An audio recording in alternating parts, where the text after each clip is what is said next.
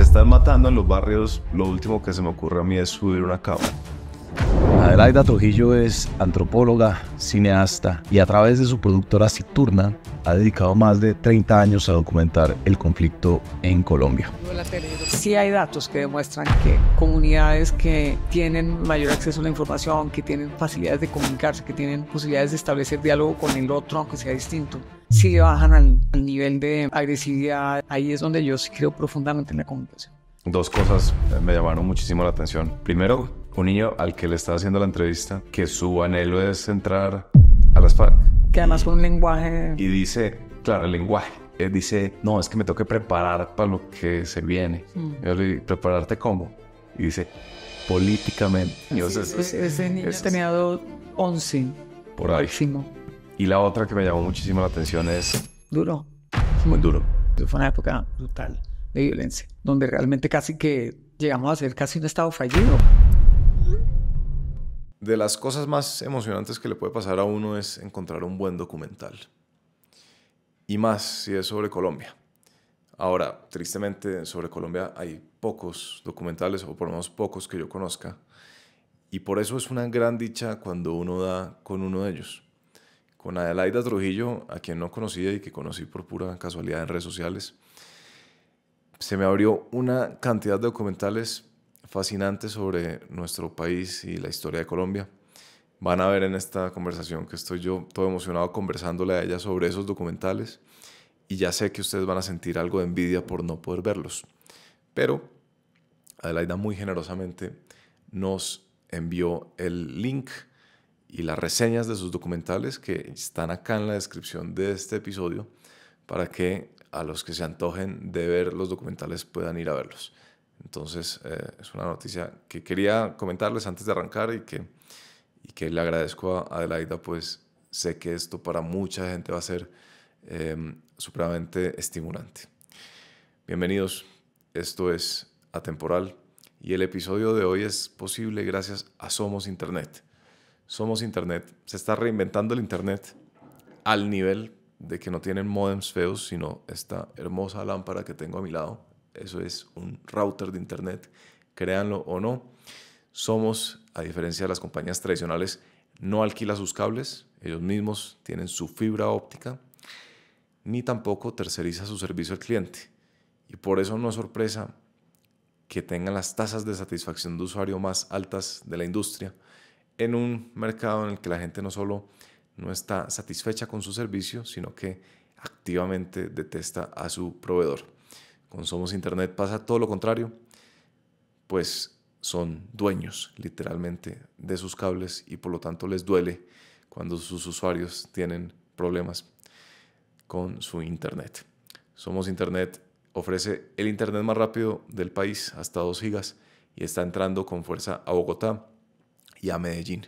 A los oyentes de Atemporal les ofrece el 50% de descuento en los primeros 3 meses yendo a somosinternet.co/atemporal. 50% de descuento en los primeros 3 meses, ya saben, en somosinternet.co/atemporal. Muchas gracias, Somos, por apoyar este podcast y a ustedes por escucharlo y que disfruten este episodio con Adelaida Trujillo. Cuéntame de ti. ¿Por qué Inglaterra es como una plaza, o no sé si todavía es o era, pero mucha gente del mundo del cine, o parte de la gente que yo conozco de ese mundo del cine, pasó por Inglaterra? Pues, mira, en mi caso Inglaterra concretamente, porque yo estudié en el Anglo, terminé en el Anglo. Realmente mi papá trabajaba en el Banco Interamericano de Desarrollo, viajamos mucho y llegamos a Colombia como a los 16, terminé en el Anglo, pero no fue tanto la conexión anglo-colombiano-Inglaterra, sino un par de profesores que lo marcan a uno y uno empieza a darse cuenta que el mundo del periodismo independiente, el Independent, la BBC, etcétera, todo ese mundo de la tele pública independiente. Era un valor, porque lo es, ¿no? Es un bien público, finalmente, allá. Y hay una trayectoria digamos, de Fleet Street, el origen del periodismo, en fin, hay toda esa historia alrededor de la libertad de expresión. Y luego teníamos, yo estudié antropología pero nunca, digamos, aunque me interesa mucho la academia y trabajo con académicos, no me veía como académica ni tampoco en lo técnico, que era otra salida de la antropología. Entonces ahí empecé a trabajar mucho fotografía y con la fotografía empecé a explorar lo documental, etcétera, y a través de eso también a mirar dónde están los mejores docus y realmente en ese momento el documental no tenía solamente etnográfico, antropológico, sino el documental como campo en mejor venía de Inglaterra. Yeah. No por, digamos, no valorar el documental francés o el alemán, pero era una combinación muy interesante de profundidad, claridad, porque capacidad de edición, creatividad en los formatos, porque los alemanes son un poco discursivos, largos, académicos, conceptuales. Los franceses son un poquito menos largos, menos conceptuales, pero igual.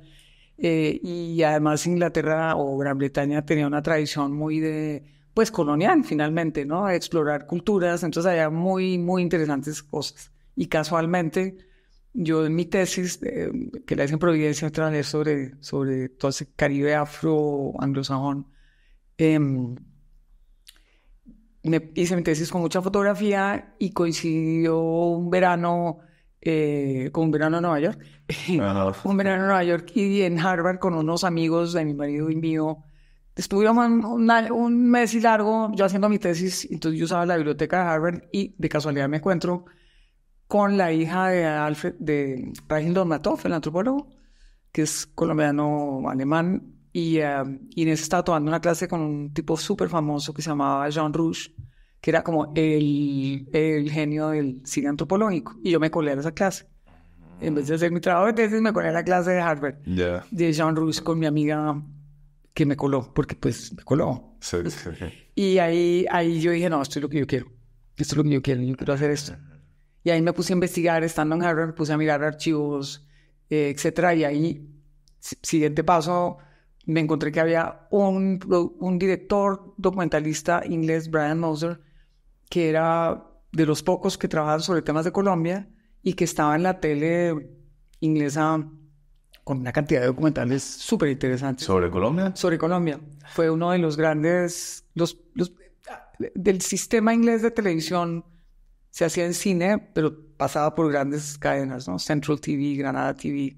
Y Brian trabajaba para una serie, la desarrolló, que se llama Disappearing World, el mundo en desaparición, que era como grupos étnicos desapareciendo o culturas, etc. Y Brian resultó ser amigo de amigos de mi marido, antropólogo, biólogo también. Y yo un día le toqué a la puerta, terminaba la tesis y dije, yo quiero trabajar con usted. Y trabajé con él gratis, él nunca me pagó un peso. Y haciéndole la investigación de periódicos porque él quería hacer una serie sobre Colombia. O sea, había un inglés en los 70 haciendo o queriendo hacer documentales sobre las tribus étnicas. Las hizo. Él hizo aquí documentales muy, muy importantes en los 70s. Yo a él lo conozco en el 85, cuando yo estuve recién graduado. Era un señor mayor que yo, obviamente, y había ya hecho un par de películas importantes sobre Amazonía, cuivas, en fin, como las grandes películas etnográficas de Colombia que habían. Entonces, por ahí fue mi entrada. Y en paralelo, como yo había hecho mi tesis en Provi, me buscó quién es hoy, y ha sido mi socia 40 años, Patricia Castaño, porque yo conocía mucho Providencia, hicimos nuestro primer documental. Pero digamos que eso fue el encuadre con Inglaterra. Y luego, por supuesto, yo no quería sino seguir ahí, y ahí apliqué, pues trabajamos acá y apliqué a becas del Consejo y me gané mi beca del Consejo Británico para estudiar cine en Londres. Entonces hice trabajo, me becaron 2 años, un año en la London International Film School, que es la internacional de cine, que no tenía tanto énfasis en docu, porque había otra que era la National Film School. Y mi marido está en Oxford, es decir, él se consiguió lo que se llama un fellowship, porque él es mayor que yo, él era ya profesor de los Andes, entonces le dieron como un fellowship especial, como una cosa para que estuviera en Oxford. Entonces, entre Oxford y Londres, él estaba ya en Oxford y yo en Londres, entonces yo quería estar en Londres, la verdad. Claro. Y ahí después trabajé en la BBC como 1 año, porque veníamos trabajando una segunda película que fue La Ley del Monte, que es, digamos, la clásica nuestra, la primera cámara que entra a zona de Macarena, lo que fue después La zona del despeje, que es Caguán. ¿Y esa era con la BBC? Esa película tiene una historia larguísima. Arráncalo. En O realidad, sea, sí. no, pero es impresionante. Yo la vi, La Ley del Monte, y en realidad es... Incluso si alguien hoy viniera con la tesis de nos vamos a ir a meter allá a ver cómo es el asunto de las plantaciones de coca, qué piensan las personas que plantan esta mata, incluso hoy uno diría, bueno, no es tan extraño, pero berraco, ¿no? Complicado ese trabajo. Y ustedes lo hicieron en el año, ¿eso fue qué? ¿87? 87 es la primera vez que entramos, sí. Sí, con ¿Cómo una fue eso? cámara. ¿Qué te acuerdas del día que cogieron un avión aquí en No, el puente aéreo? ¿No? más complicado. En carro Eso no hasta- había aviones desde el puente aéreo hasta allá. ¿Carro hasta Villavo o qué?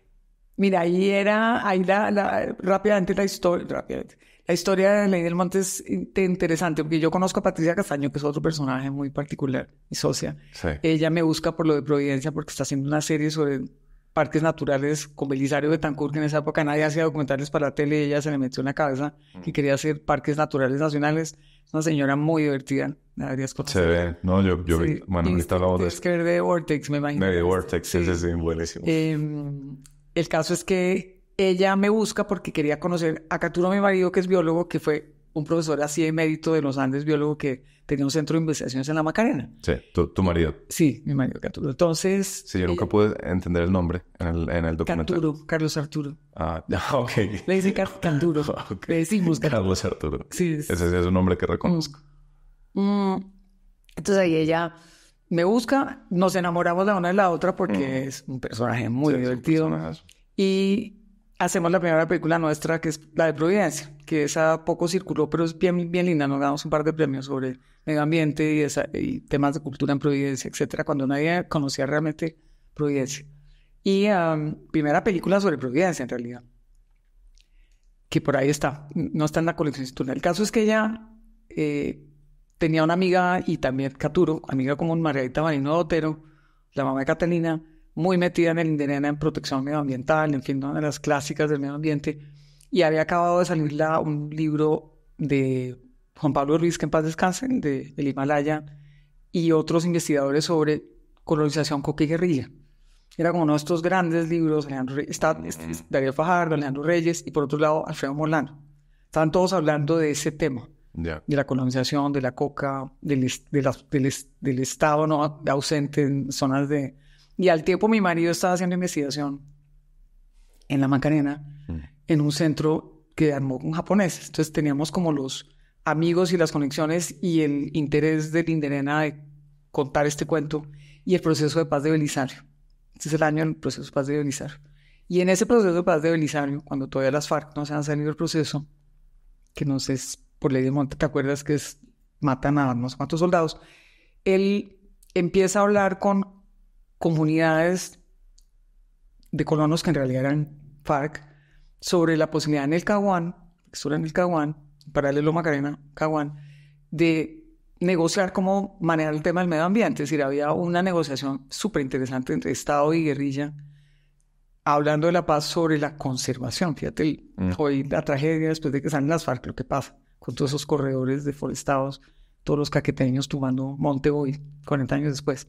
Entonces eso se vuelve un tema súper interesante y nosotros queríamos hacer 2 películas. Esa, la de la negociación, coca, guerrilla, deforestación, los guerrilleros cuidando el monte, que finalmente sí lo hacían, y otra que era Macarena, porque era este tesoro de la humanidad, Sí. de la biosfera, etcétera, el escudo guyanés, los micos, y un parque nacional que era el primero del país siendo atravesado, cómo protegerlo, en fin. Finalmente terminamos haciendo como el tronque de las 2.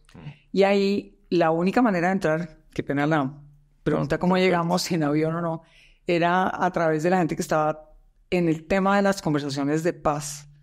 Carlos Sosa, Rafael Pardo, Gonzalo Francisco, Ricardo Santamaría y otros que eran parte del equipo de lo que se llamaba el PNR. Sí. El PNR era ese grupo esa entidad junto a Palacio que trabaja los temas de paz. Sí. Entonces, Toc Inderena, avioneta que va con el científico, nos colgábamos, Toc Rafael Pardo, avión que sale colgando, porque ella pues entraba solamente de ese 3 desde Villavo llevando insumos para el pueblito de la Macarena en ese entonces. Entonces esto fue a punta de gestión Sí. y a punta de contactos y obviamente pues ir en paralelo a la investigación y tal. Pero ustedes se sientan con Patricia y dicen, bueno, ¿cuál es el plan? Vamos a irnos allá con la cámara y volvemos cuando tengamos suficiente material. No, ahí sí hay, y yo creo que en todos los documentales, por más de que este haya sido el primero, que después tuvo una historia interesante en Inglaterra, porque nadie entendía de qué se trataba, un par de locas en Inglaterra, donde había que codearse con los Brian Mosers para estar en la BBC, efectivamente. No, la investigación es clave. Es decir, tú tienes que realmente investigar, y ahí sí me sirvió ser antropóloga, pero mucho. Claro. Pues porque uno lo que aprende en este tipo de carreras es a investigar, a contrastar fuentes, a leer, a buscar archivos, etc. Y Patricia ella es trabajadora social, pero había hecho también un par de cosas en comunicación y tal. Entonces hay mucha investigación, mucha consulta con muy buena gente, desde Gonzalo Sánchez hasta Alfredo Molano, pasando por todo el paquete de expertos que nos acompañaron e ir y viendo también un olfato muy periodístico en el fondo, Sí. que tal vez es una combinación buena. Y como diría Patricia, éramos una señora galanista de uña larga, que llama a mí Galán, y muy cercana a Galán en temas de educación, y yo muy joven, recién graduada de la universidad, entonces éramos como un odd couple, Claro. como que no éramos muy amenazantes, pero nos metimos. Entonces ahí obviamente contactos para entrar con el frente tal. Pero de una vez con las cámaras, o sea, la investigación y la producción del documental sucedían al mismo tiempo. En este caso sí, y además hay que decir que esto era cine, es que ahí no existía el video, todavía no se había inventado. Okay. Estaba apenas empezando la cinta beta, ¿entiendes? Esto era cine, bueno, y también pues nos interesaba que fuera cine por calidad, y eso es lo que hace tan valioso Lees Mote, que tiene unas imágenes inéditas todavía. Después te mando los enlaces de cómo recuperamos muchos archivos con becas de mi cultura, que es un gran valor de todo el trabajo nuestro, que hoy lo estamos viendo en Opera Cine, esos archivos inéditos. Era por la calidad, 2, porque era como se debía filmar bien, 3, porque era lo que aceptaba la tele europea. Es decir, tú no filmabas sino en cine. Entonces no podíamos perder la oportunidad de entrar a campo, que era tan difícil entrar a esos territorios tan jodidos, donde el Estado no existía, si no llevábamos de una vez la cámara y las latas. Pero había una alternativa, o sea, cuando dices estábamos grabando en cine, ¿podían haber grabado en otro medio, en otro formato? No se podía realmente. Yo estoy tratando de acordarme si en el 85 ya estaban manejando las cámaras, tal vez sí había cámaras, cintas de 1 pulgada, pero tú no podías entrar a campo con eso, unos monstruos de cámaras con los que se hacía la tele. Ya. ¿Sí me entiendes? La diferencia es entre cine y televisión. Sí, exacto, el soporte, el formato. El soporte. ¿Y eso se ve diferente en físico? O sea, ¿es que una cámara igual un camarógrafo? ¿Cómo No, una cámara de cine puede ser grande y chiquita, pero las de 16 milímetros eran relativamente fáciles de cargar. Te digo, tener una foto de las, pues te la mando.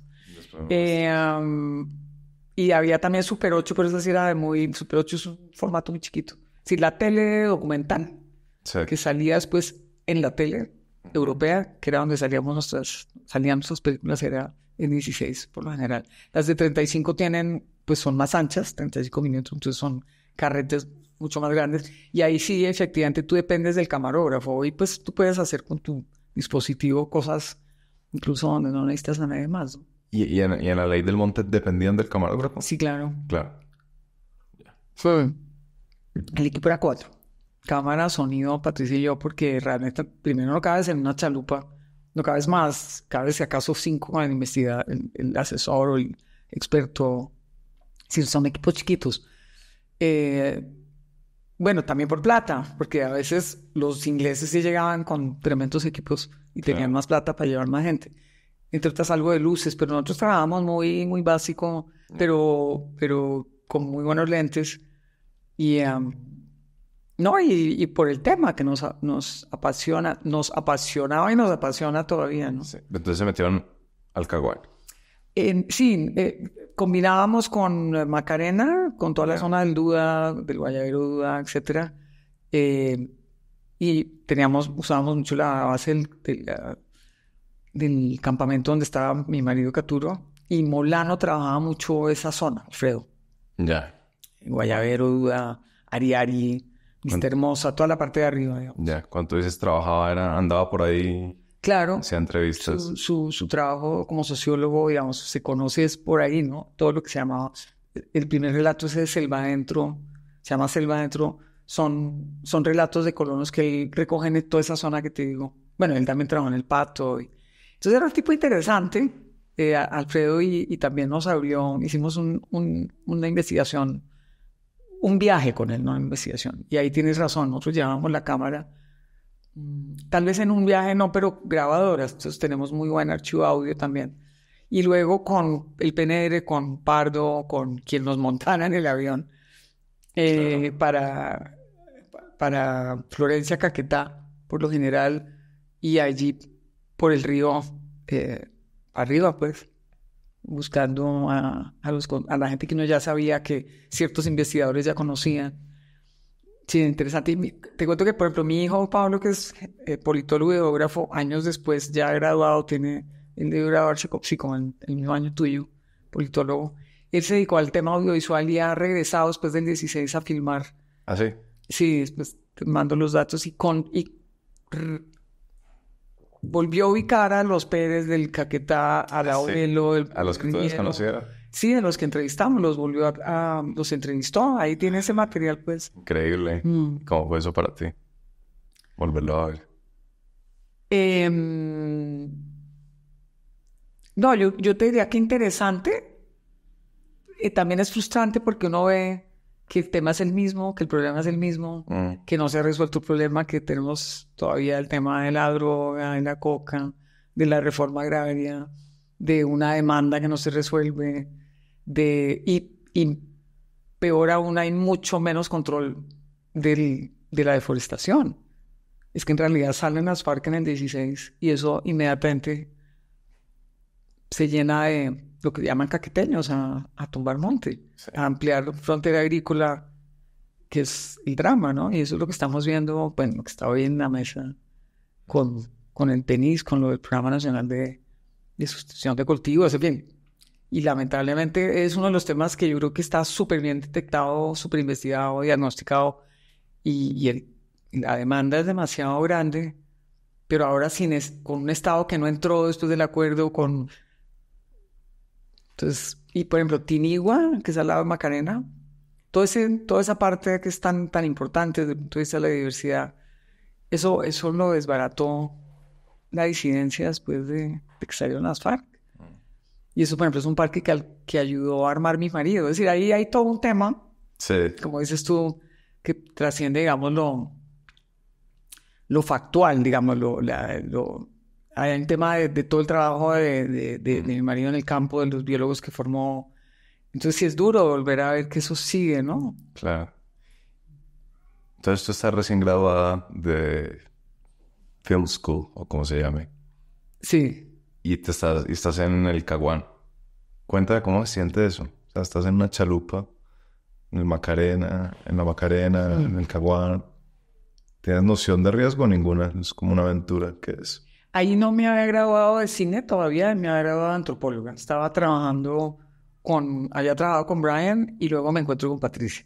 Y ahí armamos Citurna, digamos, la fundamos. Sí. Y entonces en esa primera, digamos, pasión que se despierta por este tema, armamos esta peli. Entonces yo estaba en realidad todavía un poco autodidacta. Patricia sí había estado en un curso de comunicación en Holanda, etcétera. Pero ahí dependíamos mucho de nuestra habilidad, de nuestra capacidad fotográfica, la mía, yo buena fotógrafa, y mucho la investigación. Yo te diría que después te cuento de cuando ya salgo de la escuela, pasa, pero es que noción de riesgo, no, ¿sabes? Yo creo que parte de lo que ha hecho posible Citurna es esa, como que como asumir riesgos es parte del diario. No solamente desde el punto de vista temático, sino financiero incluso, ¿no? Como tener más paciencia, poder explorar. Eso es parte como de esa,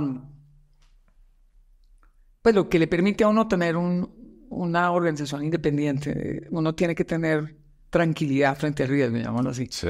Evidentemente hubo momentos complejos. Después con la película que hicimos, Las otras guerras de la coca, matan a Silvia Duzán con 3 campesinos. Es decir, ahí sí tienes que considerar muchas cosas sobre el riesgo, ¿no? Porque esto no era un juego. Y también en Ley del Monte, esto es 3 años antes de que asesinen a Silvia y a los campesinos, en Ley del Monte ya había mucha presión. Es decir, ya la UP estaba siendo perseguida, ya nosotros nos encontramos con un par de personajes de la película y supimos que 2 horas después habían sido víctimas de un atentado. ¿Sí me entiendes? Lo que pasa es que ahí no había esa capacidad de comunicarse tan rápido como eso con los celulares. Tú te enterabas. Claro. Es decir, es difícil entender yo mismo para ustedes cómo es eso de no estar comunicado en tiempo real, ¿no? Sí. Entonces ahí, entonces uno se enteraba, pero después o antes, entonces hágale así, vaya, ¿no? Sí, yo te diría que con el tema de la derecha en ese momento era más difícil, mucho más difícil. Es decir, había mucho más riesgo porque estaba todo el tema de seguridad, de enemigo interno, estaba muy alborotada esa manera de ver al otro. Nosotros nunca fuimos ni de izquierda, como te digo, señoras, comillas, galanistas, Sí. pero sí el tema militar era más complejo. La guerrilla era más tranquila, finalmente. Sí, yo no me sentí nunca en riesgo en un espacio con guerrilla, la verdad. Más en zonas de frontera con militares.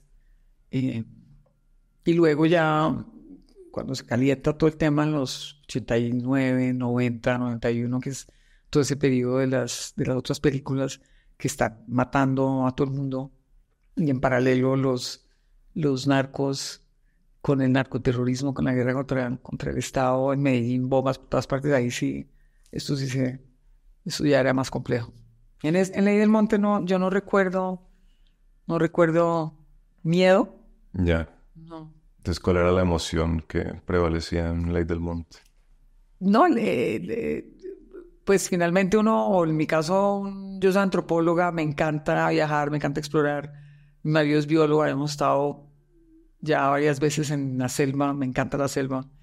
Eso te da como una manera distinta de vivir el espacio, ¿no? Es espectacular y es un tema súper interesante y central. Pues lo sigue siendo. Era era la traducción de estos académicos de los del libro de narcotráfico, coca y guerrilla, los que te decía, Sí.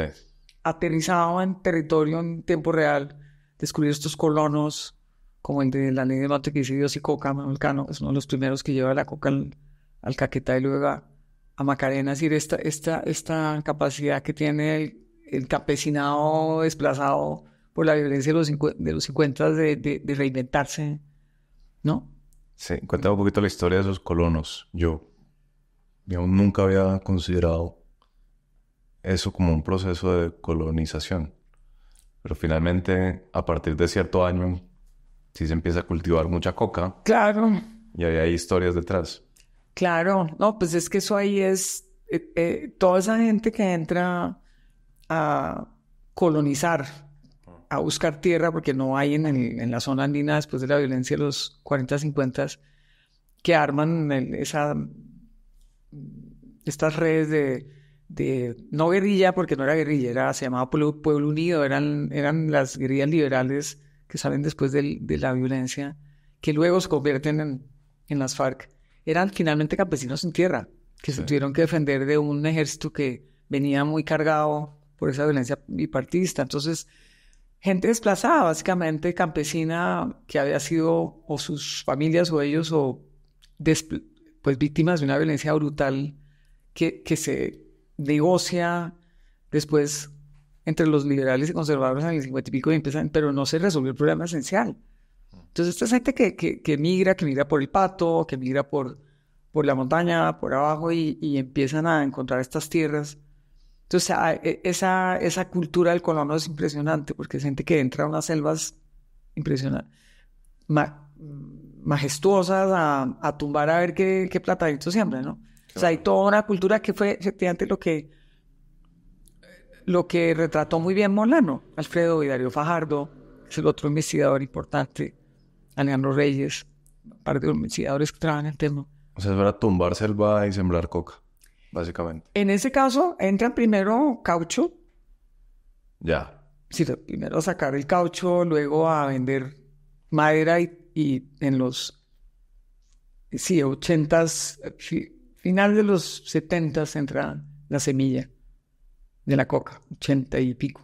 Así que llegan del Perú con la semilla. Sí. ¿Qué le interesaba a usted entender en esa producción, en esa investigación?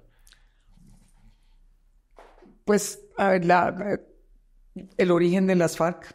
Ok. El origen de las FARC, tratar de que la gente entendiera de dónde venía este movimiento, esta insurgencia. Entender el tema de la reforma agraria era una manera también de entender el fenómeno del narcotráfico, sin duda. Claro. Y la presencia absolutamente casi que estructural que se empezaba a tejer en la sociedad, ¿no? Es decir, ¿por qué este fenómeno del narcotráfico? ¿De dónde viene? ¿Qué podemos hacer? En fin, la guerra contra el narcotráfico, el rol de los gringos, eso se fue elaborando en nuestras películas, ¿no? Sí. Pues es una mezcla de fenómeno político, de violencia, de dónde está la raíz de la violencia, que yo insisto es tierra. Insistimos, pues nosotros somos finalmente traductoras de un conocimiento de otros, ¿no? Sí. Nosotros no somos las que escribimos los libros, pero uno finalmente se vuelve un traductor de eso. Claro. Eso era. Y por otro lado, el tema ambiental también siempre me ha marcado el territorio, sí, la noción de la importancia de la conservación, que en este caso estaba siendo amenazada por una ausencia de Estado y una frontera agraria que se seguía metiendo. Bueno, lo estamos viendo ahora en la COP, cuando veo uno los informes y le dicen, no, 93% de la biodiversidad no está, o el 74% se perdió. ¿No? Duro. Muy duro. Pero era eso, yo creo que era... Sí. ¿Y qué se sentía luego volver a la ciudad y ser de las pocas personas que en esta ciudad conocía lo que detestablemente llaman la Colombia profunda? A ver, yo creo que, bueno, lo que pasa es que nosotros, especialmente Patricia también había trabajado mucho en temas de campo y medio ambiente, entonces digamos que uno se mueve en círculos de gente que efectivamente trabaja en esos temas. Claro. Entonces no era como que el bicho raro marciano que llegara en nuestro círculo inmediato y obviamente había mucha gente que había hecho trabajo de campo. Era mucho más difícil todo, ¿no? Como los accesos, los permisos, eran zonas controladas. Entonces sí había que negociar mucho. Pero sí, evidentemente lo que tú dices es cierto. Con otro tipo de amigos que no estaban metidos ni en la biología, ni en la antropología, ni en la historia del conflicto que ya había, pues sí era insólito y mucha gente temía, no solamente por nuestra seguridad, sino por la de otros que estaban lo mismo. No había tanta gente con cámara allá adentro todavía. Estaba pues siempre, no sé, un periodista como Enriquito Santos se metía porque estaba metido en las conversaciones de paz de Belisario o una Laura Restrepo entraba, ¿sí me entiendes? Más el periodismo, el cine sí. No. El cine no entraba tanto.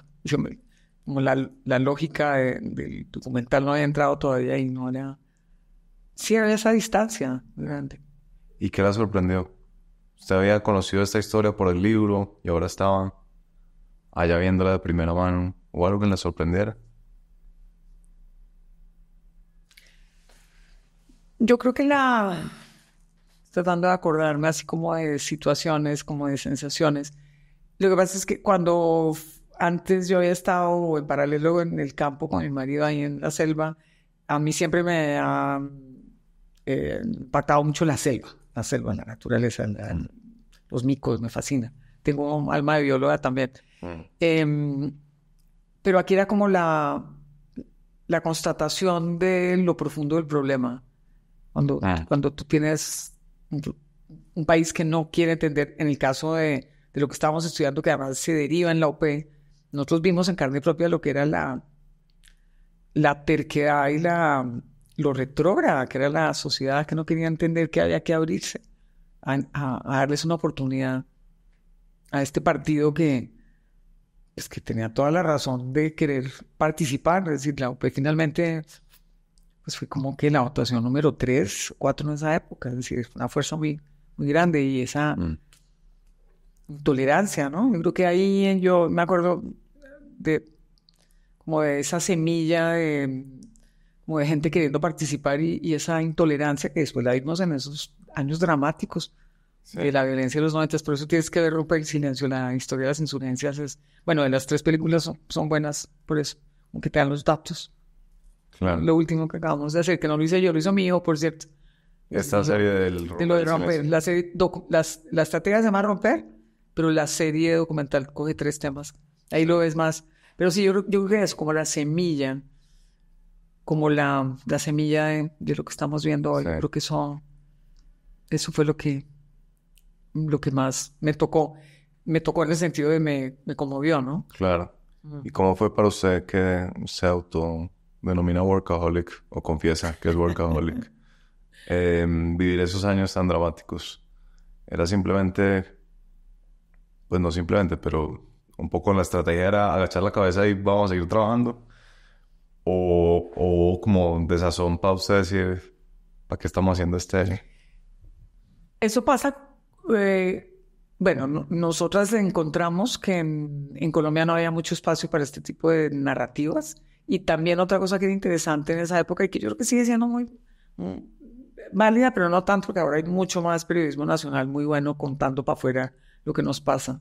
Pero en esa época éramos como el imán de la guerra, éramos objeto del periodismo internacional que contaba nuestra historia. Yeah. No había esta complejidad de contar de dónde venía. Sí. Y por eso la historia de la ley de Montelondres es eso. Como nosotros de verdad diciendo, es que tiene que ser así porque es mucho más complejo de lo que ustedes creen. Es decir, el periodista o documentalista inglés que le encargan la película sobre Colombia no cuenta el cuento tan complejo, claro, enredado supuestamente. Sí. Entonces, nosotros seguimos con mucha pasión, a pesar de las dificultades, trabajando estos temas y por eso terminamos haciendo la película El Espectador para la BBC. Porque uno ahí trabajaba por encargo, ¿no? Proponía lo que se llaman commissions para que le encargaran a uno ciertas pelis que cabían en ciertas franjas.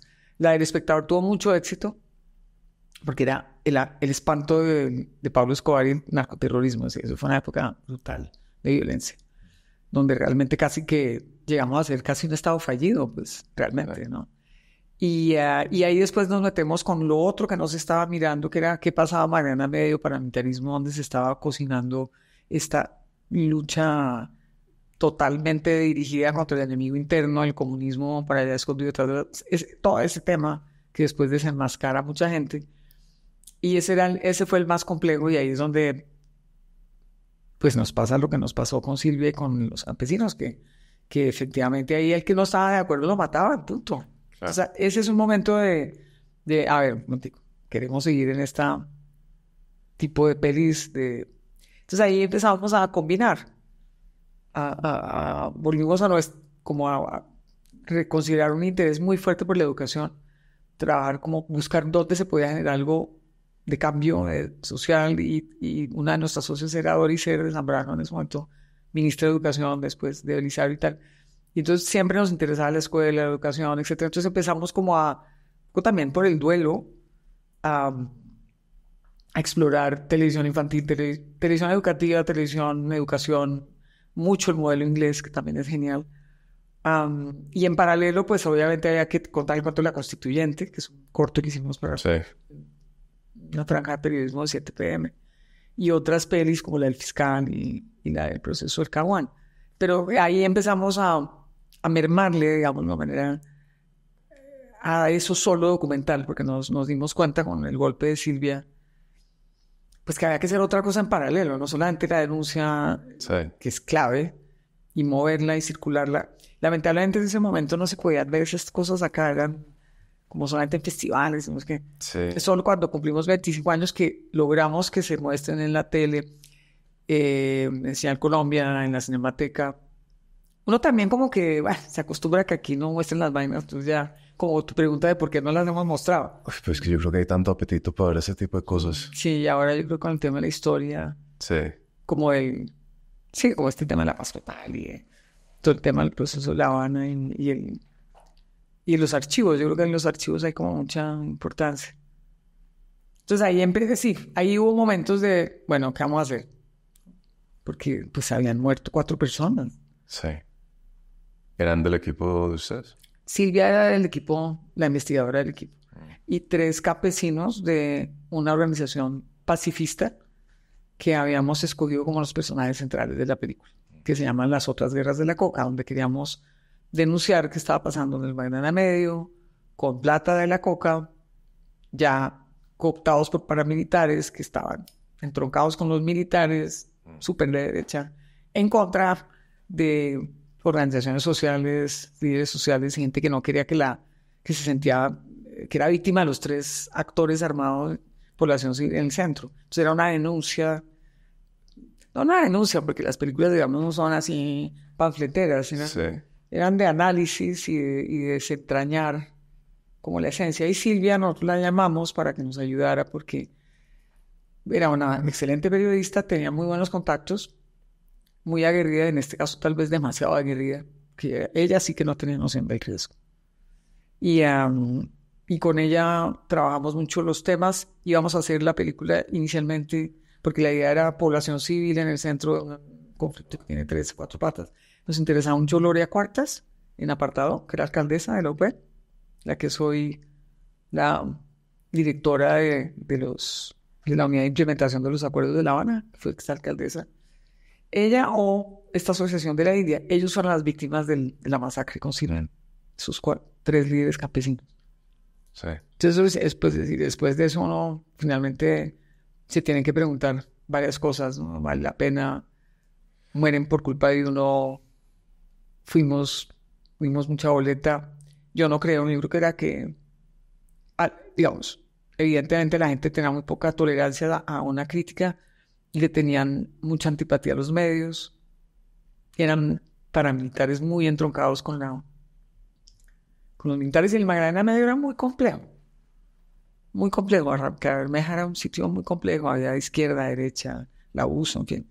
Entonces ahí no, ese era un territorio. ¿Qué tan difícil fue la decisión de seguir adelante con la película? ¿Con la película de Silvia, dices? ¿Con la de las otras Con guerras? las otras guerras de la... Fue difícil. Fue muy difícil porque, bueno, estábamos en Londres y nos pasa estando en Londres, porque ella nos estaba ayudando a hacer un par de tomas y par de secuencias. Estábamos terminando la del espectador y teníamos que esperar a que saliera al aire. Y era el tema de ese... Era como hacer una película sobre Gaza, pues. Sí. Así era Sí, sí, sí. de complejo lo de Colombia, que estábamos en prime time en la ABC.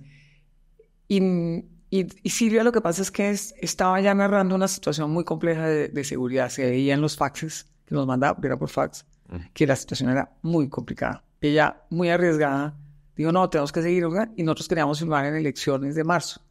Y dijimos, espera que ya vamos para allá, en febrero final. Vamos, en marzo son 10, 15 días, llegamos a Colombia. Y nos vamos para allá juntas. Y ella no quiso. E incluso no le dimos el tiquete, le dijimos, no tiene autorización, no se vaya, porque lo que usted nos está narrando es muy complicado. Usted no se puede ir sola. Ella insistió, perdió el avión, insistió, compró su tiquete de bus, perdió el bus, compró otra boleta, se fue, y cuando llegó a Cimitarra la mataron, cuando ustedes lo estaban esperando. Entonces yo creo que ahí hubo algo de pasión desmedida de Silvia por el tema. Ella tenía como esa... Sí. Que también la hacía una fantástica periodista. Pero ahí la decisión, lo difícil de seguir fue un poco será seguro para los otros, no para nosotros ni siquiera, sino que será con las familias, qué tanto nos vamos a exponer, qué tanto hay que contar el cuento, y sabíamos que había que contarlo.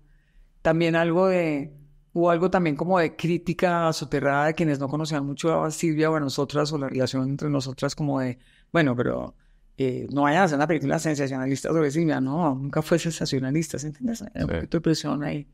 Pero nosotros tuvimos mucho apoyo de Canal 4, era Channel 4, que es un gran canal, y incluso les dieron teníamos afortunadamente asegurado a todo el mundo, entonces sus familias pudieron salir del país, estudiar. Los hijos de Salomón Karmanovitz también, pudimos como protegerlos, y nosotros seguimos, hicimos la peli un poquito más blanda, en el sentido que yo hubiera querido que fuera más, un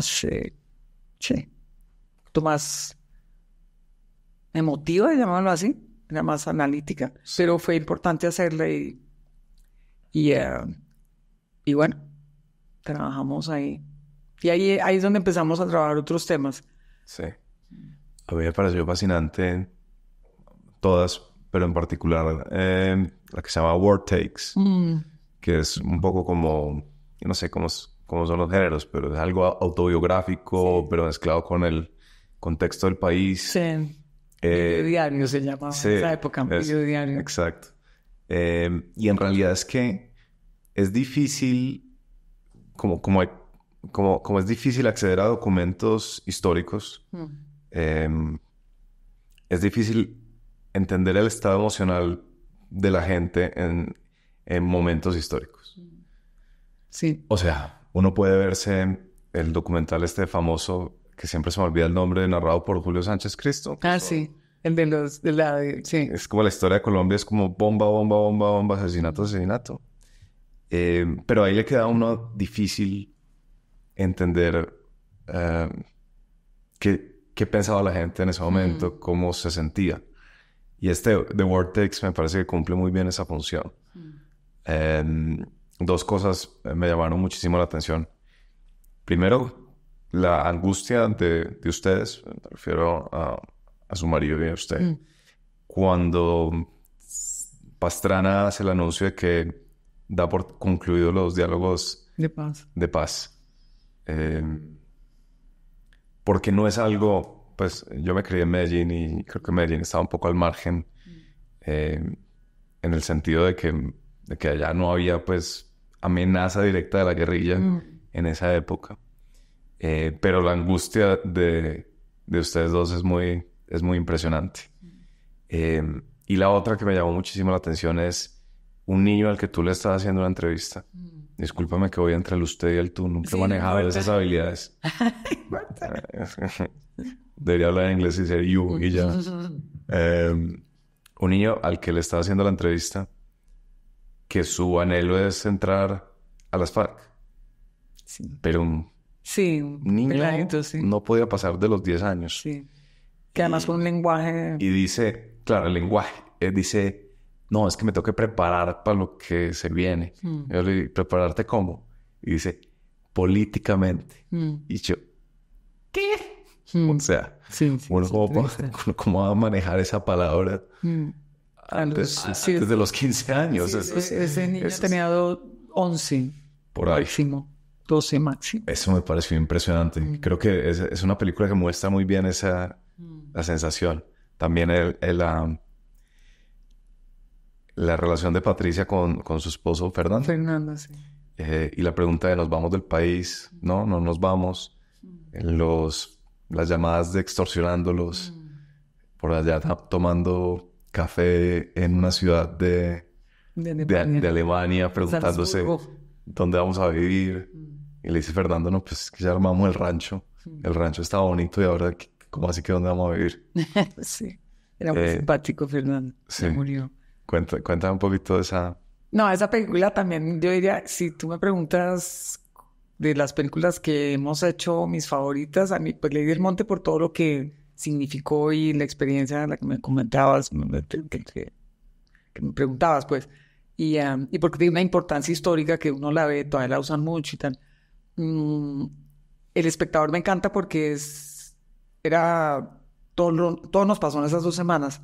No sé si la viste, pero eso es la bomba. Esa no la encontré. Ya ahorita te la paso. Es decir, son 2 semanas en la vida del espectador que empieza con el bombazo del DAS contra Massa y luego la muerte de Gacha y luego en Medellín entrando el periódico subrepticiamente que no se podía ni leer el espectador. En fin, esta película es compacta, 40 minutos y es ahí sí que es un bombazo casi.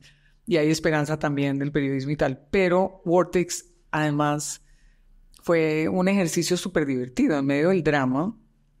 Como ya había, ahí sí que 10 años después de Ley del Monte, ya había estas cámaras más chiquitas. Había cámaras chiquitas de Sony, webcams, con unas cintitas pues más chiquitas. Entonces uno podía cargar la cámara. Como cuando uno iba al colegio, filmaba a los niños en el teatro, pues.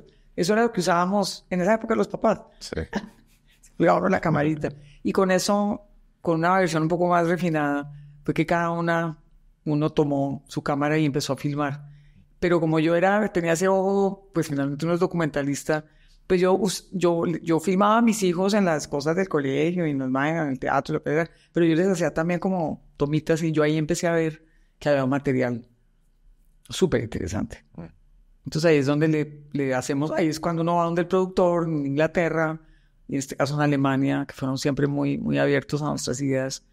Ya habíamos pasado por varias películas de, ok, hagamos un video diario, pero tenemos cantidad de horas filmadas de todo lo que pasaba, eso cotidiano, lo que tú hables de ahí, ya con ciertos recursos de desarrollo, lo que se llaman development, nos dan algo de plata para seguir filmando, entonces ahí uno ya refina más el ojo. Yeah. Entonces fue, digamos, un ejercicio de como de lo que tú dices, de tratar de retratar los momentos más complejos de lo que era vivir en un país tan violento. Y uno como mamá, porque si algo de eso nos disparó fue lo de Silvia. Una vez se pregunta, ¿qué va a hacer? ¿Va a tener hijos? Hoy esas preguntas nos las hicimos en La Muerte Sin... Y yo ahí sabía que quería tener hijos, había ya hecho parte de mi carrera, estaba contenta. Ya era el momento, entonces eres muy consciente de que tienes un país maravilloso, pero un país que está vuelto pedazos por una guerra que no tiene solución, etc. Entonces tú lograr encontrar esos momentos, ¿no? Esos momentos de la intimidad de la casa, las filmaciones con mis hijos, con Violeta, con Pablo, cuándo filmas, cuándo no, cuándo te pasas, les das la cámara, ¿no? Ellos también jugando con la cámara, con uno. Eso era lindo y había momentos, sí, muy absurdos, no sé, ¿te acuerdas? Uno recibía las cartas del colegio diciendo, tiene que llevar el kit por si hay bombas, o sí, no puede entrar con eso porque parece todo el tema de seguridad era muy pesado, los viajes a la finca siempre había algo como de riesgo, ¿no? Que estamos arriesgándonos demasiado, nosotros muy tranquilos. Claro. Pues porque mucha gente prácticamente se encerró en Bogotá o en Medellín o en Cali. Nosotros sí seguimos. Se seguía a la finca, al Quindío, mi marido a la Macarena. No, pero bueno, ahí termina lo de Macarena con el secuestro del japonés y Katuru tiene que, después de muchos años, tiene que resolver ese tema y tiene que cerrar el centro. Y esas pérdidas también para el país, que fue el conflicto en el país le pegó al territorio muy fuertemente y a la investigación científica. Sí. Por eso es que salen tantas especies después del 16, porque se vuelve otra vez posible volver a mapear. Entonces, era eso, ¿no? Y a mí Vortex me gusta por eso que tú dices, tienes toda la razón. Y eso era lo que queríamos, que la gente supiera que la guerra era algo muy cotidiano, que tenía que identificarlo también. Romper esa cosa de que la guerra solamente la viven los campesinos como en las otras guerras o en Ley del Monte, no. Nosotros como élite, como equipo haciendo televisión, todo el mundo le tocaba la guerra. Sí. Eso de que no me tocó la guerra, no. Sí. A todos nos tocó la guerra. Me dio mucha risa, no sé si es en esa o en otra. Como llevo 3 días viendo todas las películas, se me mezclan. Me dio mucha risa de su amiga Patricia Castaño diciendo, no, eso nos va a dar muy duro a las clases medias. Y puede que ella sea clase media, pero es que es una señora lo que le llamaría una señora tan pispa, tan elegante. Sí. Eso es un comentario muy bueno porque finalmente, te cuento, eso es un puro detalle de narración desde Londres, porque middle class para la audiencia inglesa es una señora como Patricio como yo, porque allá clase alta, que es lo que en realidad uno es acá, sí. Pues finalmente eso es lo que es. Sí.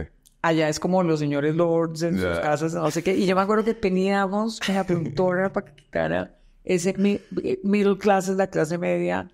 Y bueno, ella lo dice en español, creo, sí, también. Y lo dice genuinamente, pero yo me acuerdo que ahí había toda una discusión. Sí. Me pareció muy divertido. Sí, si usted fuera a mirar para atrás, como en el desarrollo de todos sus años, desde que usted empezó a hacer estos documentales, estas películas, ¿cómo ha sido como la evolución anímica suya de, pues finalmente el ángulo con el que usted ha un poco mirado a Colombia, y me corrige si no es así, ha sido a través del medio ambiente, sí, pero también a través de la guerra, ¿no? ¿Cómo ha sido en ese sentido como la evolución anímica? Yeah. Pues a ver, yo creo que parte, lo hemos visto siempre desde, más bien como del ejercicio de los derechos humanos, diría yo. Es decir, el conflicto es como el lugar, conflicto, el narcotráfico, derechos humanos, movimientos sociales, contarlo para afuera. Eso era, digamos, la lógica de los primeros 10 años de Citurna. Después de todo lo de Silvia, más lo que empezamos a hacer explorando otros formatos, eso hasta el 2003, Vortex, ¿no? Entonces, en paralelo, nosotros empezamos a traer mucho, ¿dónde está la esperanza? Digamos, ¿dónde está la posibilidad de cambio? Yo, en el fondo, después me dediqué a todo lo que es comunicación y cambio social. Ahí es la evolución, es decir, de decir, esto tiene que servir para algo. Esto no es solamente un relato personal, divinamente hecho, con premios.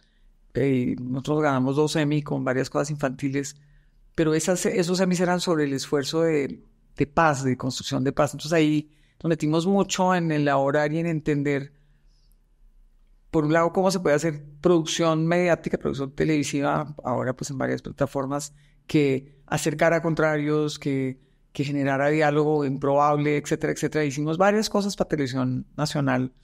En ese caso no todavía existía Señal Colombia, después sí. Seriados sobre valores complejos, siempre asesorados de la mejor gente, es decir, siempre como pensando en la evolución fue pensar en esto debe servir para algo, debe servir para un cambio, debe servir para un cambio social. Y ahí, por todo ese trabajo paralelo a los docus internacionales, nos metemos en televisión escuela, televisión jóvenes, y nos ponemos muy, muy activas entre el 2000 y el 2010 con Patricia a promover la calidad de los medios para la infancia. Entonces nosotros somos un sombrero extraño, mixto, porque es documentalistas, digamos de campo, pero también muy metidas en lo público y en la educación y en el cambio que es posible finalmente.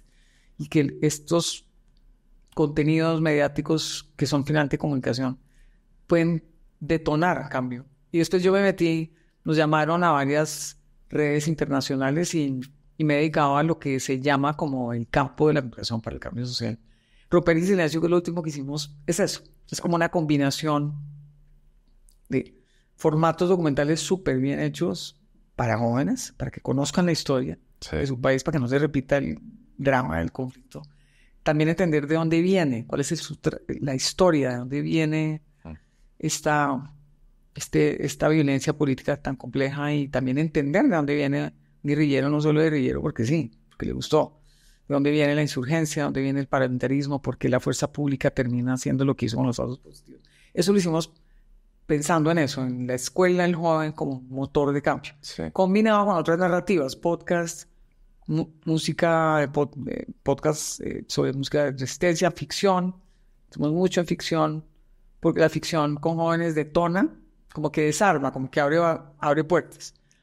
Y mucho con profes, docentes, escuela. Entonces, romper el silencio, que es nuestro último proyecto grande. Ya no está Patricia en el proyecto, porque ella ya no está trabajando, pero pues sigue siendo muy aliada. Es como esa evolución 30 años después, es decir, de que la tele, los medios, las narrativas, las historias tienen que servir, por lo menos en nuestro caso, para algo, un propósito concreto, y en eso estamos, ¿no? Y su evolución del estado anímico del conflicto. Es decir, usted ha rebotado entre ilusión, desilusión, o usted no es propiamente... No, sí, claro. Yo creo que la pregunta es muy, muy pertinente. Yo creo que uno, a ver, siempre mucha confianza en que se podría hacer algo, siempre con cierto escepticismo de cómo se negoció. Caso de La Habana, del periodo de Santos, me pareció tal vez el mejor proceso. Es decir, me pareció que la estructura fue muy seria. Es decir, Sí. el Caguán, yo estuve en el Caguán varias veces y uno sentía que ahí no había como rigor, ¿no? Era siempre como esa, ¿será que va a ser posible? Etcétera. Por eso tu pregunta o tu comentario de por qué nos da tan duro la noticia, porque es que uno sabía que eso era determinante, que si se cerraban las conversaciones, porque ya sabíamos que venía Plan Colombia detrás. Sí. Entonces, ha sido como una especie de esperanza de que ojalá alguna vez se logre, Sí. y trabajar mucho en esa línea.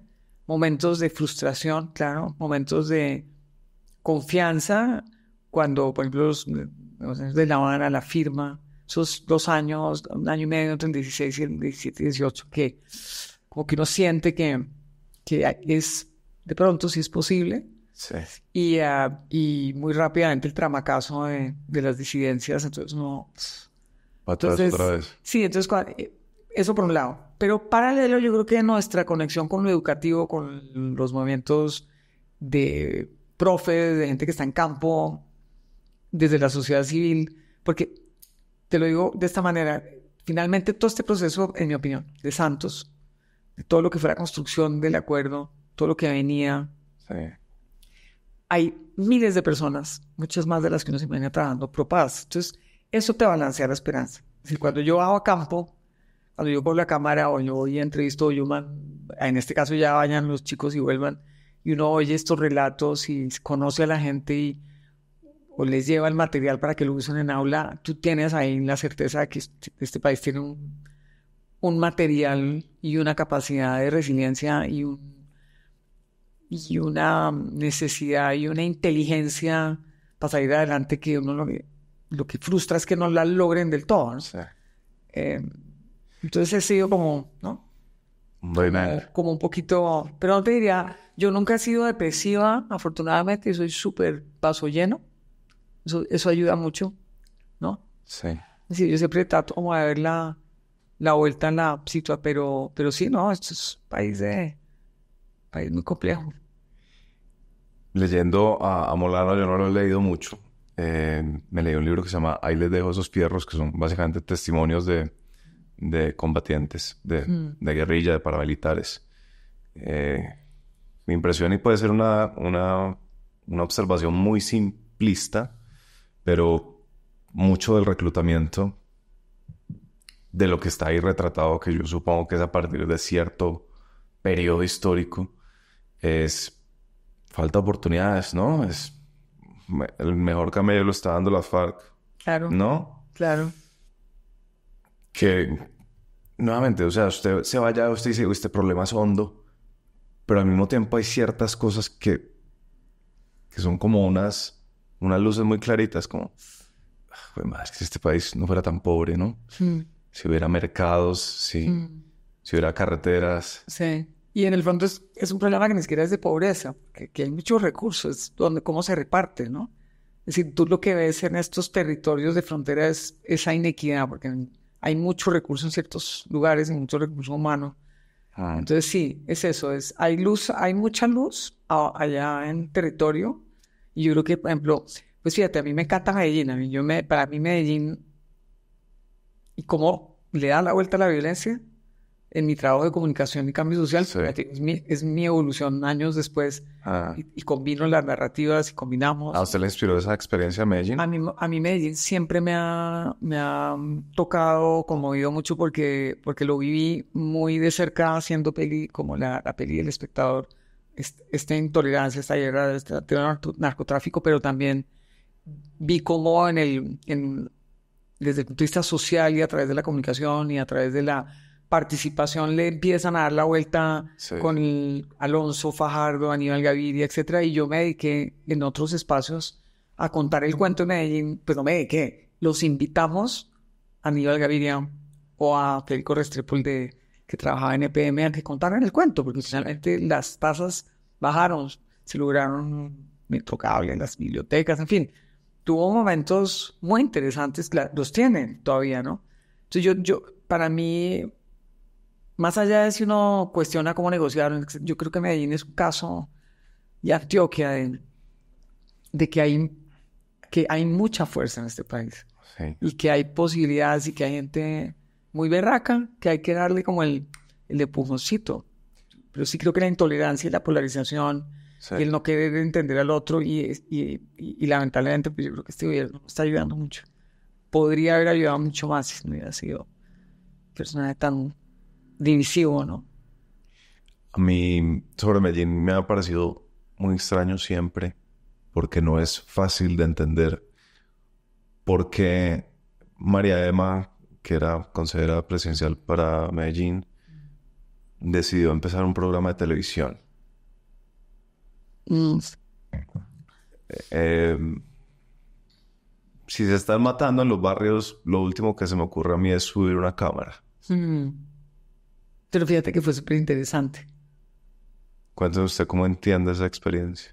No, a mí siempre me ha encantado, bueno, yo era cercana no tanto a María Emma, que me gusta su trabajo, me gustaba, pero a Jorge Orlando Melo. Jorge Orlando había sido en la anterior o posterior, no me acuerdo, en fin, estaba en ese momento la Consejería de Derechos Humanos estuvo en un momento, Jorge Orlando incluso trabajamos un par de cosas para Ginebra, pero ahí empieza uno a ver el rol de la comunicación. Es decir, yo entiendo por qué ella lo hizo, porque parte de lo que, ya de si era más plata para allá o para acá, yo creo que el punto era la comunicación, era lograr entender que ese otro que estaba allá tiene una voz, tiene un relato, tiene una necesidad que nadie estaba queriendo escuchar. Ahí es donde yo sí creo profundamente en la comunicación. Y creo que ahí a María Emma sí se le tiene que reconocer esa audacia de poner los micrófonos donde había que ponerlos, de no tener el relato oficial, el relato censurado o el relato del noticiero más centralista de Bogotá, sino realmente abrir las narrativas que, en mi opinión, es lo que debe hacer la comunicación, ¿no? Sin tanto merequetengue, digámoslo así. Sí. Es decir, realmente, y hoy, por ejemplo, eso es lo que es interesante y problemático también, de que haya tanta posibilidad de comunicar, ¿no? Que tú estés aquí haciendo este podcast con estas cámaras es increíble. Antes estuviera sido, pues, 47 personas, 47 cámaras, $25,000, no, te lo juro, es que eran ese tipo de presupuestos. Sí. Entonces, la tecnología, por un lado, simplifica, segundo, la voz rueda mucho más por medios sociales, tres, la capacidad que tiene el internet de disparar esta vaina. A mí me ha tocado eso. Pero al mismo tiempo le quita relevancia, ¿no? Si todo el mundo puede... ¿A eso iba? No sé. Iba a que amplifica las voces, da las voces a mucha gente, pero que puede también generar mucha desinformación, que puede haber en el caso de jóvenes usando estos medios, jóvenes chiquitos, jóvenes, acceso a contenidos que no deberían estar circulando en sus mentes, ¿no? Es decir, y también el tema de polarización en el sentido de manipulación de la información con la inteligencia artificial. Eso sí me parece dramático. Pero ¿no le parece que al mismo tiempo le quita un poco relevancia? Como que, no sé, yo me imagino pararse en los zapatos de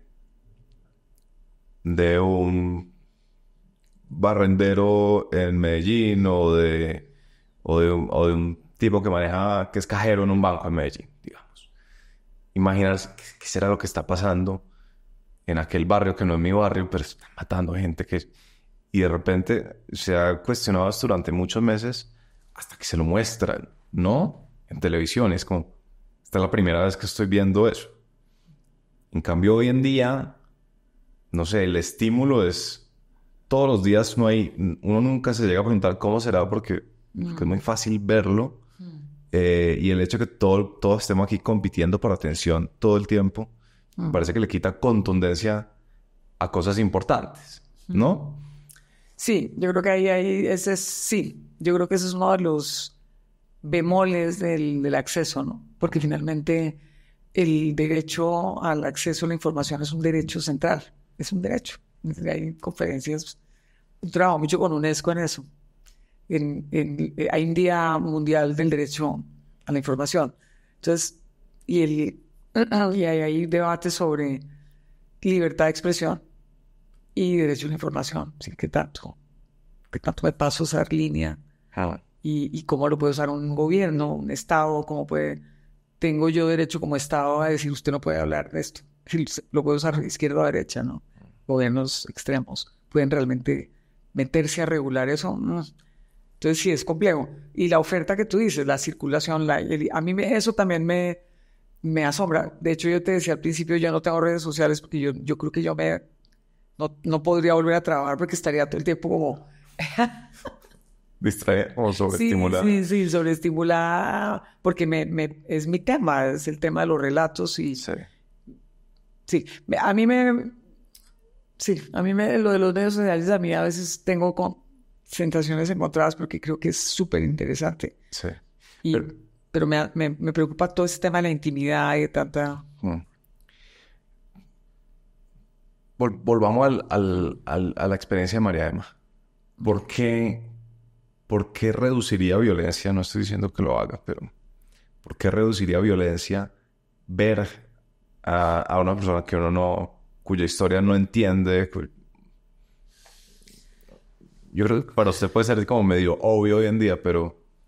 No, yo creo que fue muy innovador porque, de nuevo, le puso la voz y la cámara a lugares que eran estigmatizados, que la gente no conocía por miedo, que no se habrían atrevido a entrar o a incluso cuestionar. Solamente los investigadores sociales se metían en esos barrios, etc.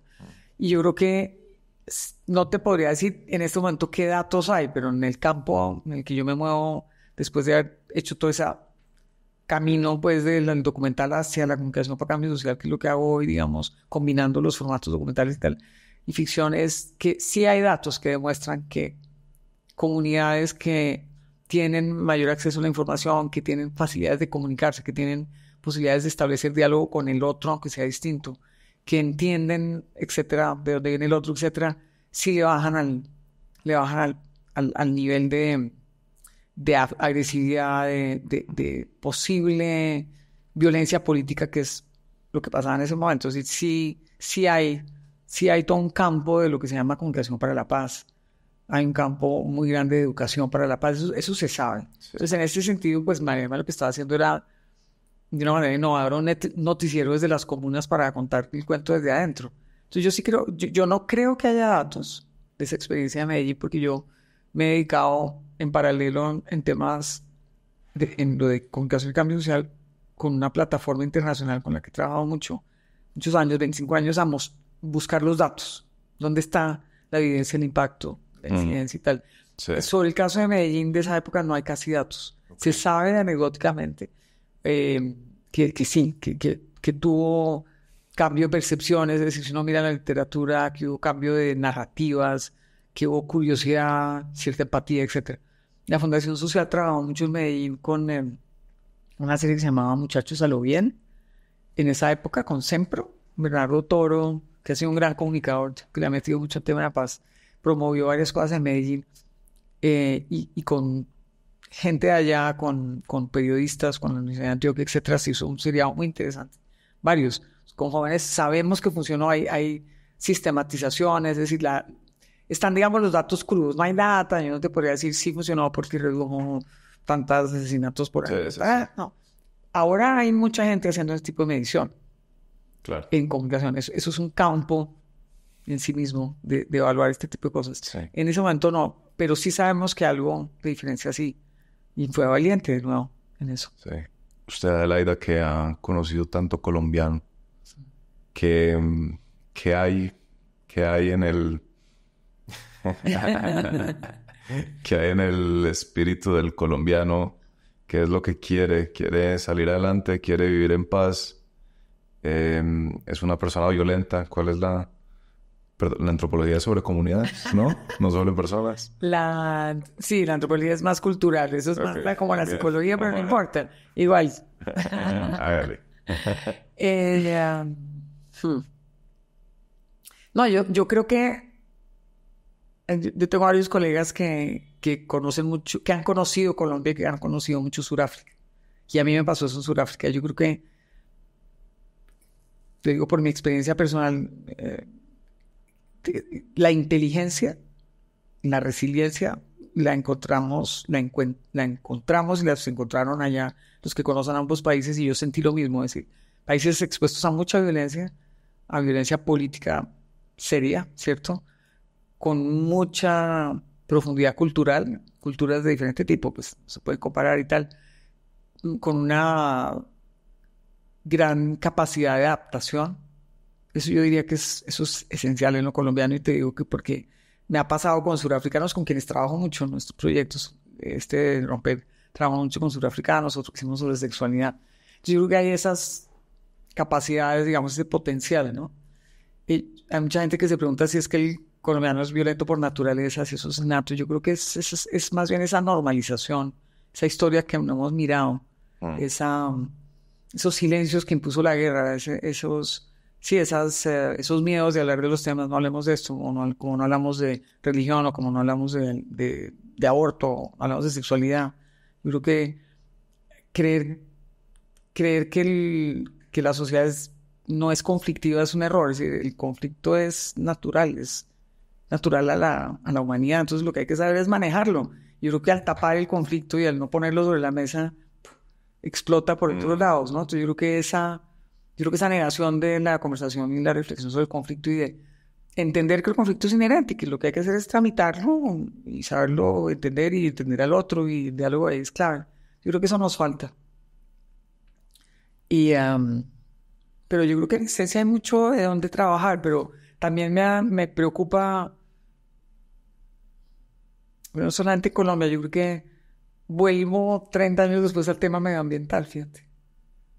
Es decir, como esta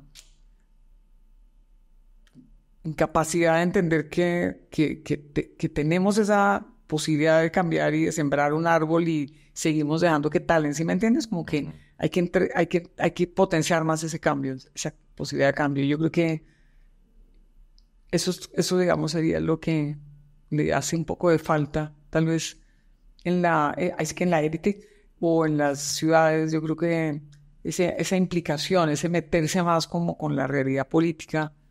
Yo creo que la política sí tiene que estar mucho más metida, no va a debatirla, polarizar si Petro, no, sino el exigir derechos, el actuar en comunidad, el realmente ponerse a trabajar sobre el cambio. Eso yo creo que hay que trabajar más. No sé si te contesté como muy enredado, pero yo siento que tenemos la capacidad, tenemos el talento, tenemos la creatividad, tenemos la resiliencia, tenemos los recursos todavía. Hay enorme creatividad, etcétera, pero hay algo en la normalización de la violencia que yo creo que no nos deja dar el salto. Y yo creo que el otro tema muy grave es que tenemos un tema económico con el narcotráfico que es dramático. El narcotráfico es nuestro karma. Yo creo que eso es gasolina para el conflicto de aquí a que ¿sabe cuándo? Eso siempre ha estado ahí. Sí. Pues siempre desde los 80s. Bueno, y usted mejor que nadie conoce la dificultad de rebajar hectáreas de coca, ¿no? Que ahora están disparadas. Que ahora están en máximos históricos, sí, ¿no? Sí. Y en productividad por hectárea histórica, ¿no? Es una locura. Sí, es una locura. Y si a eso le sumas marihuana, y si a eso le sumas, amapola me dejaron por ahí, ¿no? Pero sí, yo creo que ahí el tema del narcotráfico es crítico, y no depende solamente de nosotros, pues ya lo sabemos. ¿Cuánto estamos diciendo esto? En el final de World Takes hay como una reflexión sobre si Patricia podría vivir en otro país o no. ¿Finalmente salió del país o...? No. ¿Siguió acá en Colombia? Sí, siguió acá hasta Colombia. ¿Y usted alguna vez consideró irse? No, ¿sabes qué no? Digamos, nosotros tuvimos nuestros hijos cuando yo ya había pasado por 10 años de trabajo. Y yo siempre he tenido una conexión muy fuerte con Colombia, entonces, porque viví casi toda mi infancia por fuera. Entonces eso fue como que en eso mis papás tuvieron razón. Hay que devolverlos antes de que se vuelvan gringos, porque la última tanda fue en Estados Unidos. Yo creo que fue una movida súper importante para nosotros, como que uno se ancla. Mi marido es biólogo, es decir, territorio. Sí. Y yo siempre he tenido como mucha conexión. Me encanta viajar. Llevo 25 años también trabajando en temas internacionales, entonces yo creo que eso se suple, como que esa salida y esa entrada ayuda un poquito como a mirarse desde arriba. Soy muy feliz, fui muy feliz en Londres, me encanta, pero no, yo creo que este es el patio divino, ¿no? Y aquí es donde uno puede hacer cosas. Patricia no se fue y ella siempre trabajó en temas sociales. Después de trabajar con nosotros, se metió en bibliotecas públicas en Peñalosa, ella es súper activa en temas urbanos, ahora está un poco enferma. Entonces, sería un buen momento para hacerle, así que el tributo con las películas que nos estás contando, porque no las hemos vuelto a poner al aire.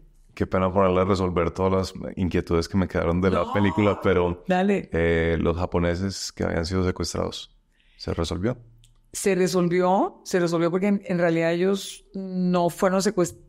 Sí fueron secuestrados, les quitaron los motores de las lanchas y los dejaron con el alimento para que sobreviviera. Un secuestro, pues. Sí, se negoció, pero ahí lamentablemente después la embajada de Japón negoció por su lado, nosotros no sabemos qué pasó ahí. Pero los Andes dijo ahí sí, ya no más trabajo de campo en Macarena. Y eso fue toda una generación. Después te mando lo que hizo mi hijo en el 17 como parte de su tesis en ciencia política, fue hacer una película sobre ese centro de investigación, es que es súper interesante. Entonces esos biólogos que todos se criaron en Macarena son unos grandes cracks. Hoy está en la COP, por ejemplo, Cristian Samper trabajando con Besos, Cavelier trabajando con el Jeff, en fin, es toda una camada de biólogos importantes, pero que se vieron truncados, no pudieron volver a su terreno, entonces unos terminaron investigando en Brasil, los otros en Costa Rica. Ese es uno de los dramas. Además, era una cosa sensacional, ¿no? Un centro de investigación de biología financiado por japoneses en Macarena. Con los Andes, sí. Era muy chévere. Sí, así terminó. Sí. ¿Dónde se pueden ver sus películas para la gente que está intrigada y quiere ver sus películas? Pues las vamos a tener que poner públicas en YouTube. Tenemos un canal de Citurna, entonces tarea. Podemos hacer eso con ustedes también. Con Atemporal de pronto podemos hacer algo. Ponerlas. Pues le avisaremos a todo el mundo que usted las ha puesto. Bueno, sin súper. duda. Sí, sería genial. Y nos encantaría también que a romper el silencio porque es como el salto de dónde vienen. ¿Y esa ya está en YouTube? Esa está en una página que se llama Romper el Silencio. Ok. Romper el Silencio en Instagram y ahí manda para página web. Y está en YouTube y... Pero ahí están los documentales largos también. Yo ahorita solo pude ver los cortos. Sí, están largos, no están públicos, pero ya los tendremos pronto. Sí. Bueno, hay que salir a publicar muchas cosas después de esto. Sí, total. Tengo una lista. Del folclore colombiano de personajes históricos, comandantes guerrilleros, presidentes, lo que usted quiera. ¿Quién fue interesante conocer? ¿Quién hay buena anécdota? Qué pregunta. Tanta gente. A ver, pues de las entrevistas fascinantes, colonos en la Macarena, que son como esa historia extraña de lo que es el cauchero de los 40, un Manuel Cano, a veces esa entrevista es inolvidable, que aparece en Ley del Monte, o los Pérez, que Caquetá son los primeros guerrilleros que se meten, campesinos colonos en temas de droga, que después los volvamos a encontrar. Ese personaje de la Ley del Monte que se llama el abuelo, también lo volvimos a ver, es de las personas más inteligentes que hemos entrevistado. Sí. Qué claridad meridiana. ¿Ese es el que dice yo fue el que trabajó la coca acá? No, Manuel Cano es el que dice Dios y coca. Ok. El viejito de la Ley del Monte. El guerrillero, el abuelo, es el que en la Ley del Monte explica por qué esto es un tema tan central, porque el tema de la guerra contra la droga es absurdo, porque el tema ambiental, una gran inteligencia. De otras entrevistas interesantes, así como impactantes, por ejemplo, en las otras guerras, anécdotas, el excomandante del Comando Sur, que era el centro de Panamá que entrenaba a todos los militares en antiinsurgencias, contrainsurgencia, enemigo interno, el general Warner, que aparece en las otras guerras de la coca. Lo entrevistamos en Miami cuando ya era un coronel retirado. Esto fue muy divertido porque él aceptó la entrevista sin saber muy bien y creyó, cuando lo recogimos en el aeropuerto de Miami, Patricia y yo, en un carrito así alquilado, y le dijimos, bueno, General Warner, you're in our hands. Creyó que éramos guerrilleros que lo estábamos. No. Él nos contó el otro día. Sí, murió de pánico. Y era puro hola, ¿qué tal? Estás más o menos, no estás piloteando. Patricia con el mapa y yo piloteando. Y el loco. No, Warner casi se muere. ¿Quién más así como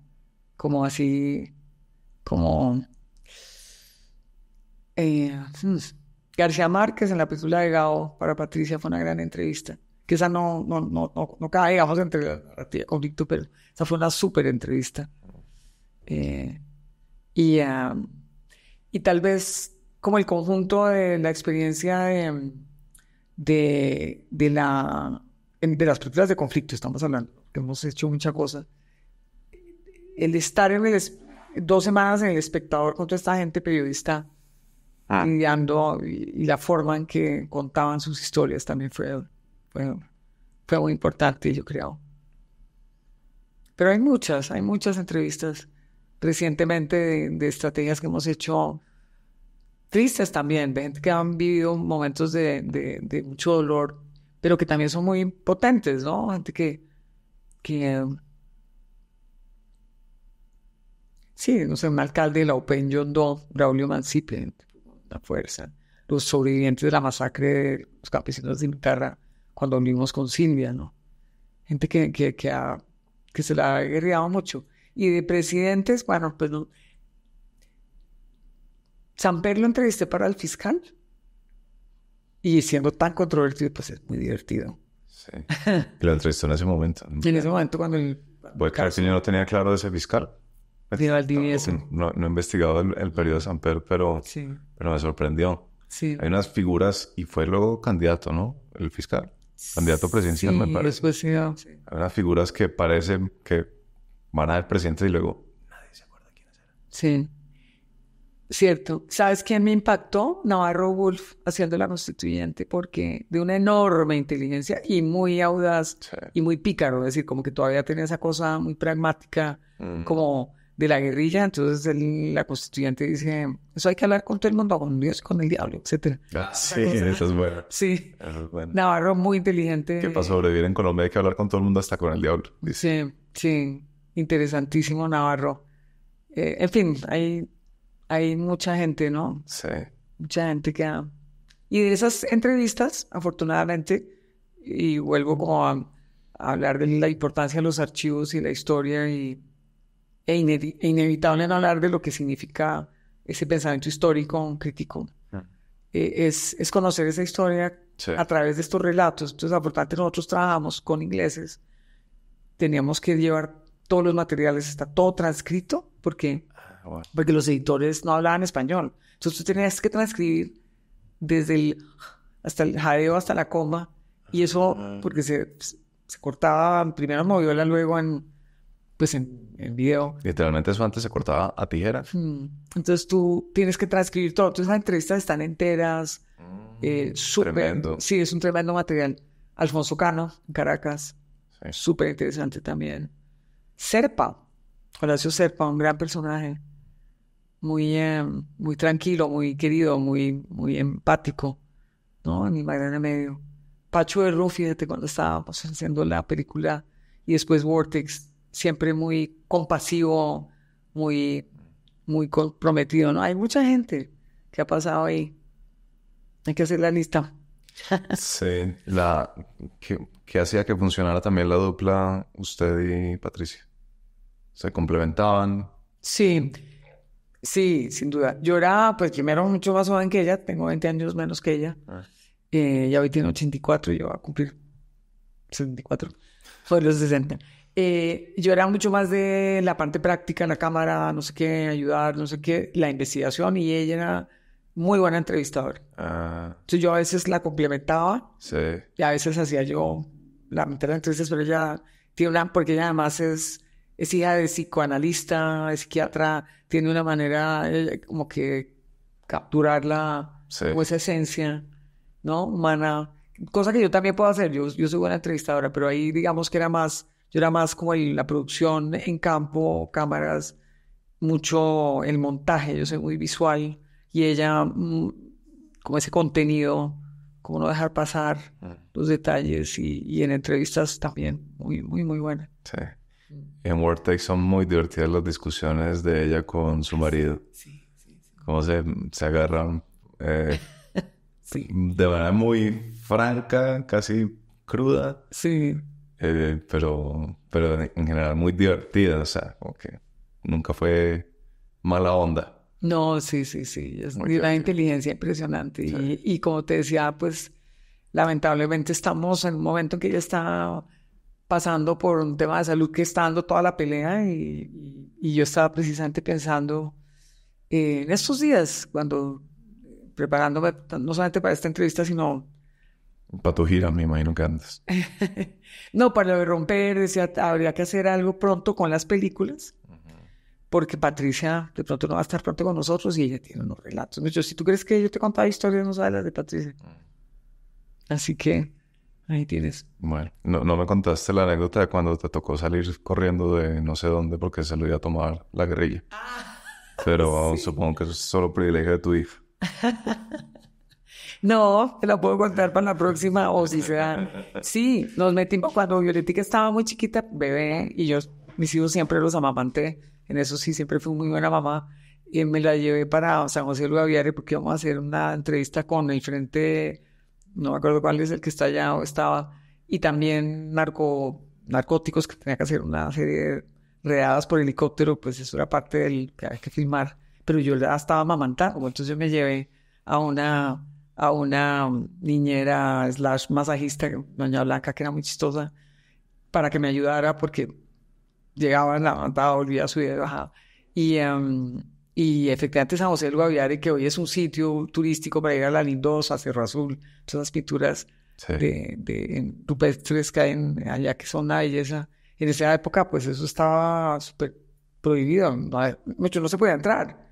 Y entonces era un pueblo que era asediado por la guerrilla y efectivamente en la mitad de una entrevista llegó Blanca corriendo diciendo, nos van, vienen las FARC y efectivamente llegaron después de que salimos y empaque todo y la muchachita también y corra para el aeropuerto y en ese caso sí teníamos más recursos, ahí sí, no como en la Ley del Monte, Yeah. íbamos con un crew inglés, es decir, mi camarógrafo era inglés y el productor, y teníamos la posibilidad de agarrar y coger un avión, alquilarlo rápido, y de eso sí había que te llevaban de San José a Villavo. Ya. Arranque ya con la muchachita. Sí. Pues Adelaida, qué gusto. Felicitaciones por tus películas. Espero que las hagas públicas porque si no, Sí. no te digo cómo me van a intenciar. Bueno, Que qué hubo la película, que las cuál es vamos el a link. hacer pública para cuando, bueno, me dices cuando vayamos a salir, para que no quede eso como una promesa que no cumplimos y de una manera... Porque además son muy chéveres. Me parece muy bueno que la gente las pueda ver. Sí, hagámoslo. Yo Sí. después hacemos el enlace, será un gusto además. Bueno, muchas gracias. No, a ti. Espero que hayan disfrutado este episodio. Antes de irse, como siempre, moral arriba. Ya vamos coronando el año y aquí seguimos invictos. Entonces, moral arriba y no se los olvide, 50% de descuento en los primeros 3 meses con nuestro patrocinador Somos Internet, yendo a somosinternet.co/atemporal. Link aquí en la descripción del episodio. Hasta la próxima.